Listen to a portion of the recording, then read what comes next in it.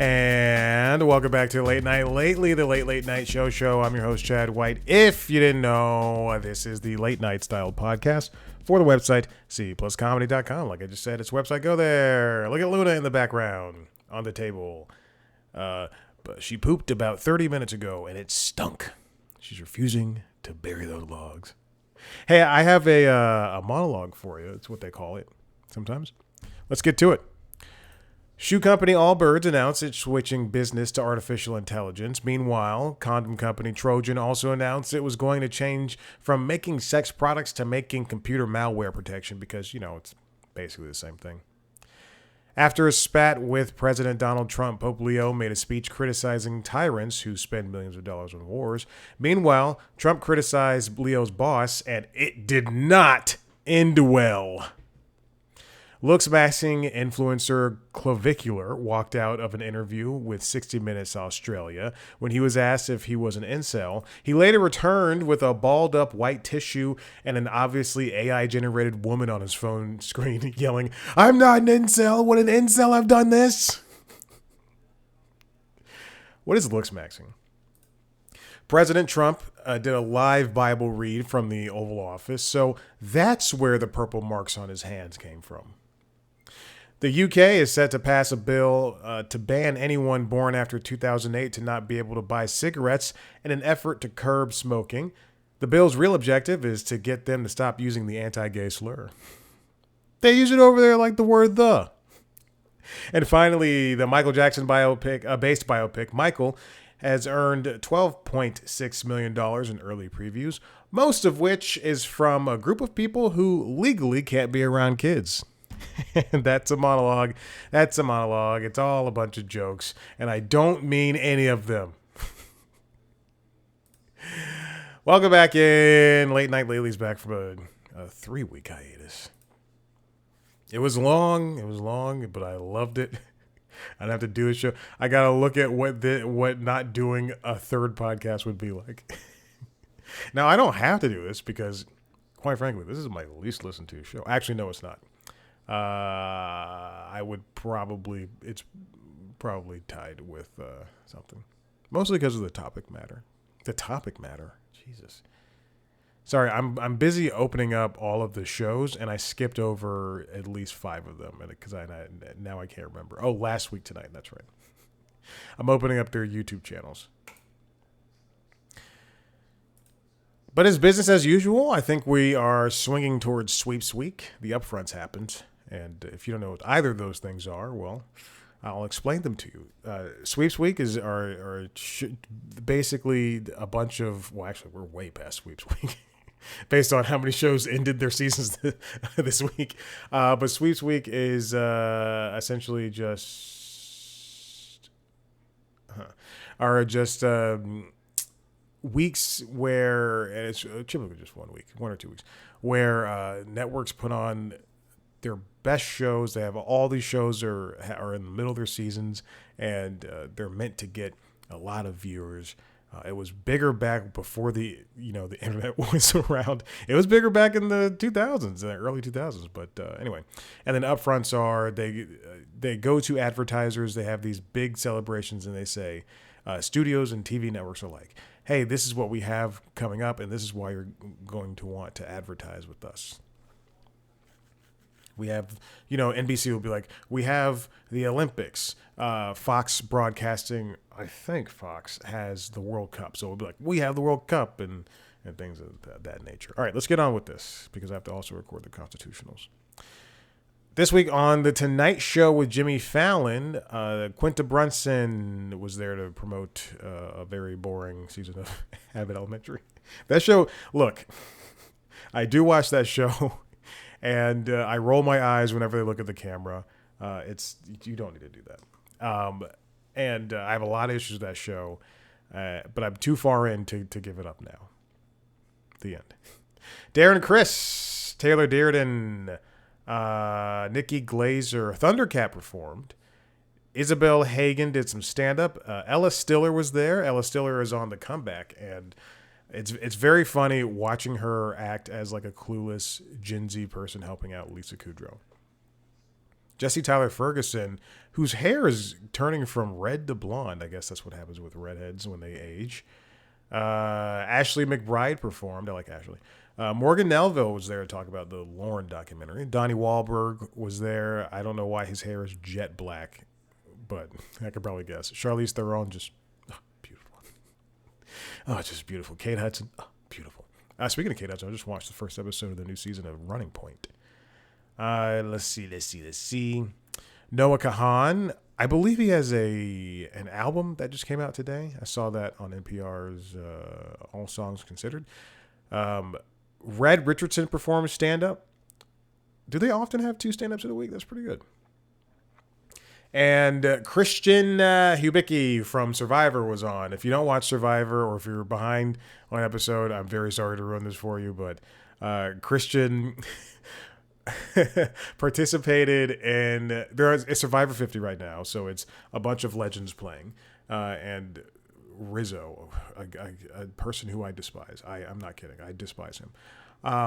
But Christian he's a great guy, very, very smart, and he played on, oh God, what season was that? Brains versus Brawn, I think, versus Beauty. Anyway, remember that season of Survivor they did black people versus white people versus Latino people versus Asian people? That was such a good season. It was such a good season too. Mired in controversy, but such a good season. I'm not kidding. Anyway, he found, so a bunch of celebrities are participating in Survivor, doing, not totos, what the fuck they're called? What are those things called?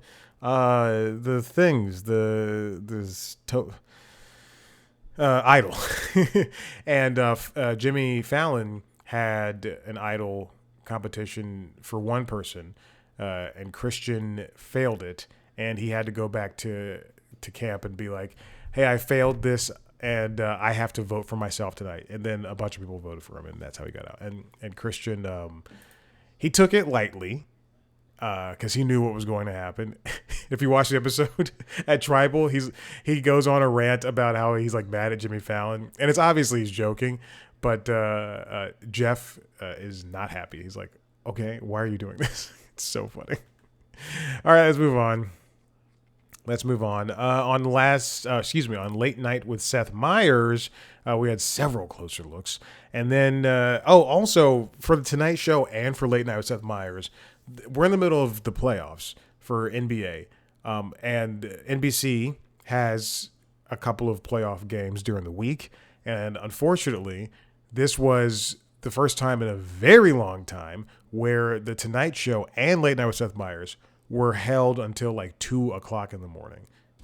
And it stunk to say the least, to sit down and turn on Late Night with Seth Meyers. That's the first one I start with every week or every day. And then to see like the Tonight Show, or to see like the tail end of a basketball game, like what the, or the highlights of the basketball game, like what's going on? So this week he had Henry Winkler, Aaron Tveit, Leah Michelle, and Nicholas Christopher, Gaten Matarazzo, who's starring in the new movie from Britannic, Nick and okay. Anyway, Britannic is a comedy duo. They used to write for SNL, and they were on YouTube as well. But they make movies and TV shows now, and they're funny guys. And I will watch. I think the movie is called Pizza the Movie. Aubrey Plaza was there. She's now pregnant with the child from, what's his name? Christopher Abbott. Don't know why I know this. Dan Bucatinsky from The Comeback is here as well. Whose character I'm having a lot of trouble with this season. I'm so pissed at him. All he wants to do is make money off of Lisa Kudrow's character.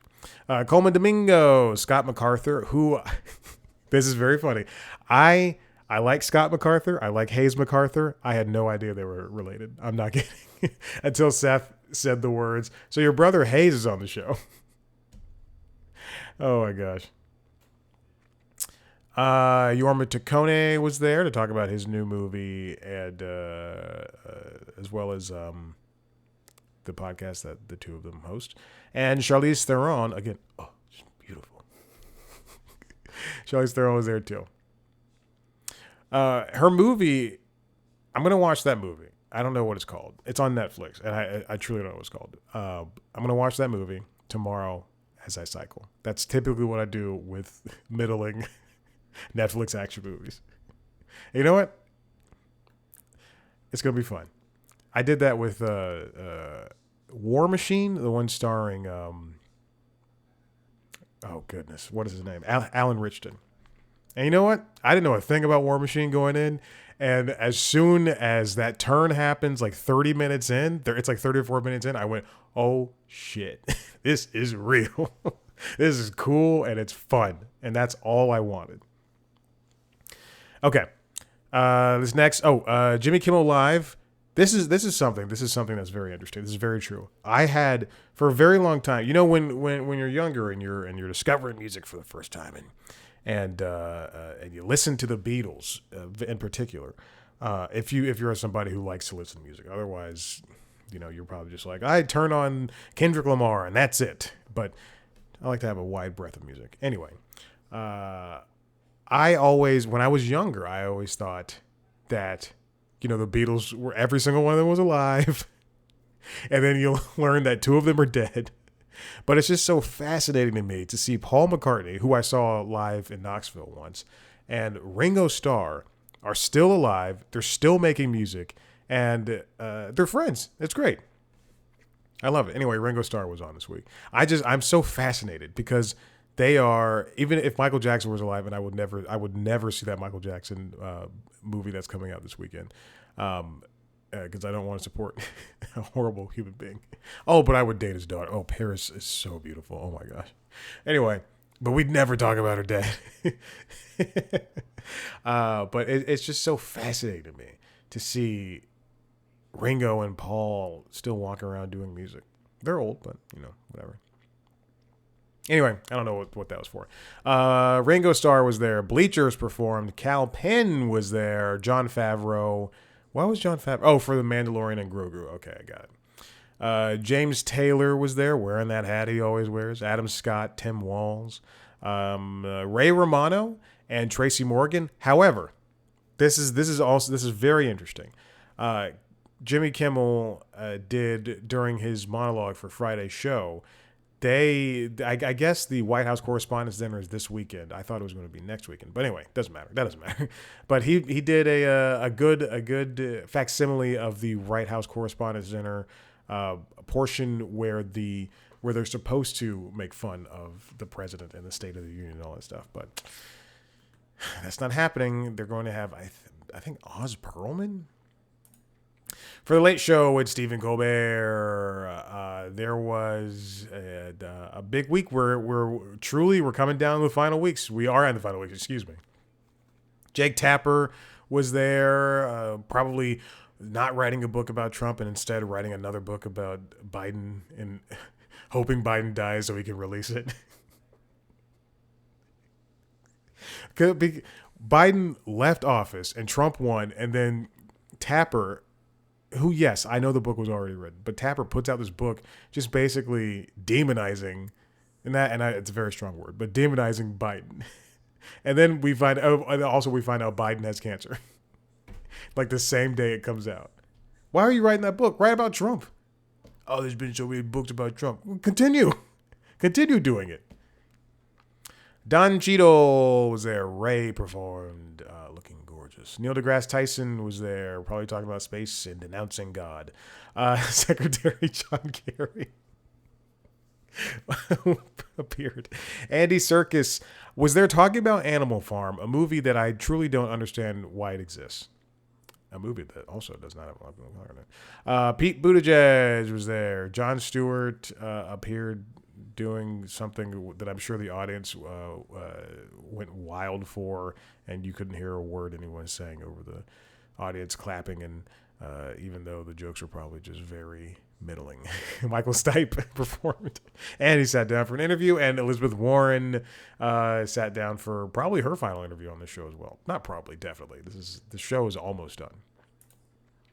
For The Daily Show, Jon Stewart appeared on Monday, obviously, and Michael Costa took over the hosting duties. Also, I was watching I tend to just relive things I watched in my childhood. Right now, I'm currently rewatching DuckTales, and I was rewatching an episode of Attack of the Show, which is a show that was on G4 TV. G4 TV was tech TV, video games, all this different stuff. I love G4. Anyway, I was rewatching an episode of Attack of the Show, and Michael Costa was a host, and I went, "Oh my gosh, how long was he a host for?" Because I definitely remember seeing him on that show.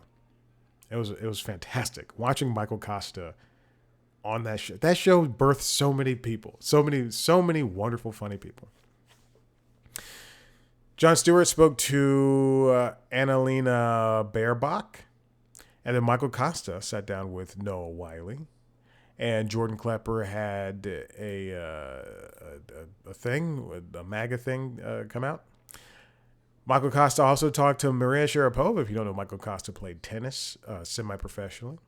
And then Ronnie Chang appeared, and Michael Costa sat down with Ben McKenzie, actor turned anti-crypto activist, which is wonderful. I love Ben McKenzie. I just finished Southland. Last year I watched Gotham. Gotham is so good. Ugh. Especially after coming from all the CW superhero shows. Gotham, as much as I love a connected universe, Gotham just told those stories. And stories that weren't tied to anything else. And not like connected universe stuff. Even though Gotham did appear for a hot second in the Flash Crisis on Infinite Earths, which was, they dropped that ball. They fumbled that, man. They fumbled that. Ugh. I'm still talking about it. It's been like 10 years. But Gotham, just such a great show. Anyway, John Oliver covered prediction markets. So there you go. All right. Here's the thing. Here's what I want to talk about. This news story is old, but it's important that we mention it. This comes from Peter White at Deadline. CBS unveils late night plans following the Late Show with Stephen Colbert cancellation. They're essentially replacing it with another Byron Allen show. If you remember when Corden left the Late Late Show, they brought in After Midnight. When Taylor, what's her face? When that show ended, when she left, they decided to end After Midnight instead of just getting another host for a show and a format that is so cheap and could have easily been done again or replicated again. But anyway, they replaced it with Comics Unleashed, which is a show that, if you have not seen it, it's Byron Allen sitting down with touring comedians, working comedians, and he sets them up for their bits as if they're having regular conversation. He'll be like, so Maria Bamford, I heard you like dogs. And then she'll go into a bit about dogs, and it's deeply unfunny. But now the network is said to double down on the time buy model with Comics Unleashed with Byron Allen moving up to 11:35. Oh, and the reason why this show was chosen is because it's cheap and it's evergreen. Again, he sets them up for jokes that are not topical at all.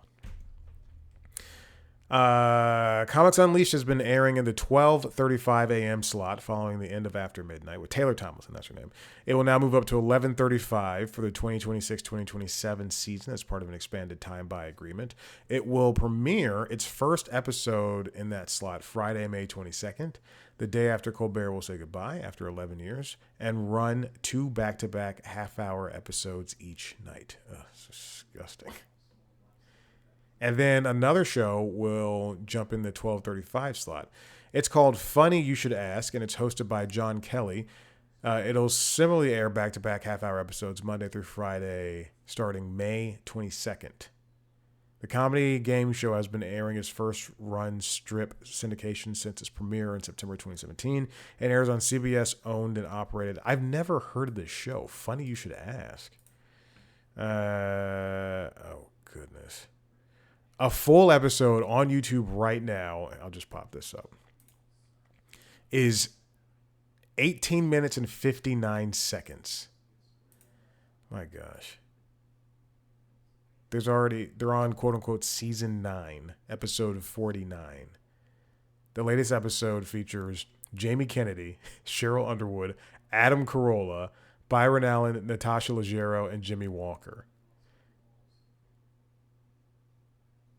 Ugh, Jesus. Now, at some point in the past 3 weeks, because this story is from April 6th. At some point in the past 3 weeks, CBS basically came out and said, "Well, we have the ideas. We maybe might do more late night. Who knows?" But that's obviously not going to be true. You can't just walk back this thing. Anyway, this next part comes from the Hollywood Reporter, written by Carly Thomas. David Letterman on CBS replacing the Late Show with Comics Unleashed. They don't want to spend any money. He's right. They don't want to spend any money. This, again, as I mentioned, it's evergreen. It's infinitely playable, and that's all that matters to CBS. He was on the Barbara Gaines show. You can watch the video. It's like a 19-minute video on his YouTube channel where he says, where he jokingly says, they don't want to spend any money, so they're going to make money. They charge Byron Allen some reasonable price. He sells all the advertising for his Comics Unleashed, and it'll be, I think, 90 minutes or 2 hours of comics talking about funny stuff. This is another very funny point. The show is a pretty good idea. It's all panel. Nobody's doing any stand-up except they're seated doing stand-up, which is exactly how I described it, where he sets them up and then they do their bits.